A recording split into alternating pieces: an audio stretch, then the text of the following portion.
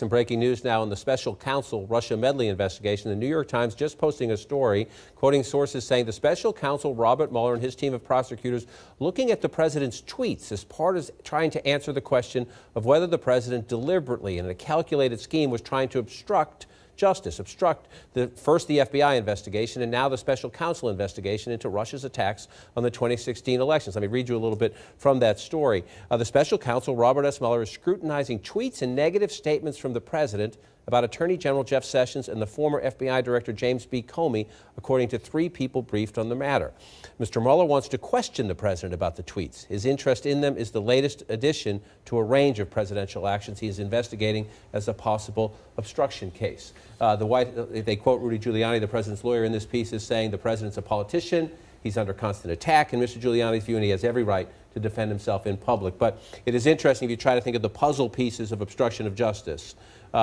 We know the president has publicly criticized Comey and Jeff Sessions, his attorney general, on Twitter, in speeches, and elsewhere. The question is, do you then have other private acts asking other people to do anything? That's the stitching of the quilt, if you will, the Times says Mueller is trying to put together. I mean, so much of this investigation is still secret, but one thing that is not secret is the president's feelings. He opens up a window into them every time he sends out a tweet. So we do know back in that period in May of last year when he fired James Comey still remains a central item of issue, a point of interest in the Mueller inquiry of obstruction of justice. So what the president said, he had several stories when he was talking about why he fired James Comey. He explained to a Lester Holt something, and then he's been all over the board since then. But going after Jeff Sessions repeatedly, we have already learned that is a subject of the inquiry here.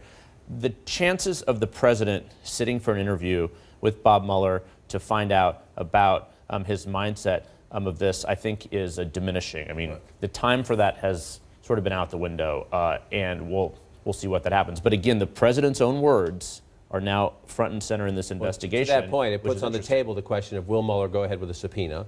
If he's going to do that, will he do it before 60 days, before the November elections, or will he wait till after the November elections if the negotiations continue? But to your point, this from the story, privately, some of the lawyers, meaning the president's lawyers, have expressed concern that Mr. Mueller will stitch together several episodes, encounters, and pieces of evidence like the tweets to build a case that the president embarked on a broad effort to interfere with the investigation.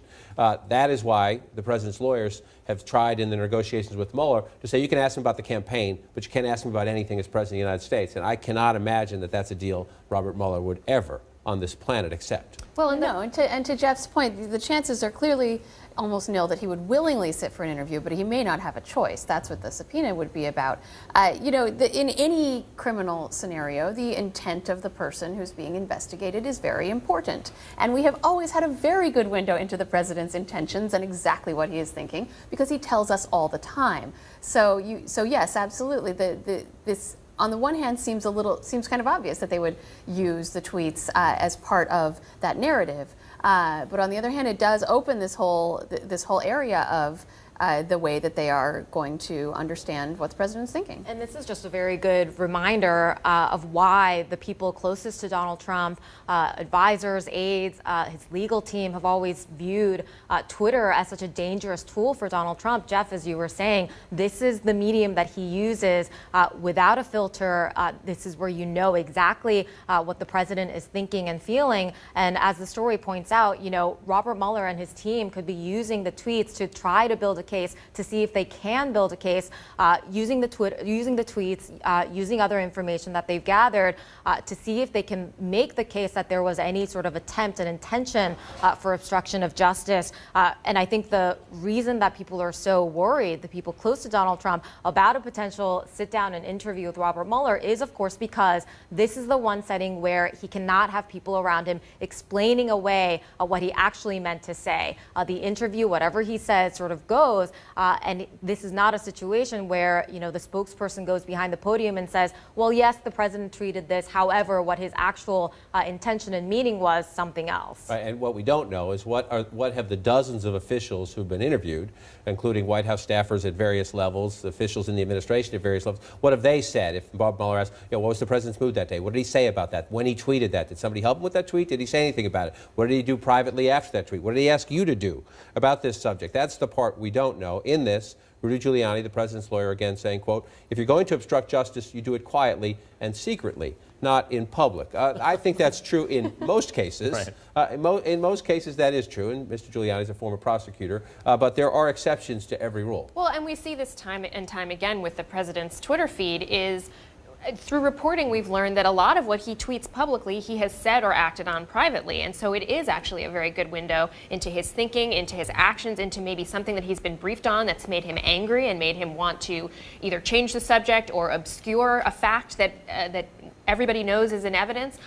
So as Molly said, it's sort of obvious that they would want to include the tweets in sort of the tapestry of, everything that the president has tried to do and say. But I think, with Giuliani saying that, he's a politician, he's just going to say these things, this is not a typical situation where you have a politician saying one thing to his base and a president acting very differently behind closed doors. This is all of a piece. And I think the big question is going to be, is it that these tweets and these actions and statements that he's taken behind the scenes are pushing back when he feels threatened, or are they actually taking action that could be seen as obstructing an investigation? Right. Is he doing it to vent, to voice his opinion, or is he doing it as part of an effort to obstruct the investigation or to intimidate his own officials? Here's one tweet the president sent once. Attorney General Jeff Sessions has taken a very weak position on Hillary Clinton crimes. Where are the emails, the DNC, the intel leakers?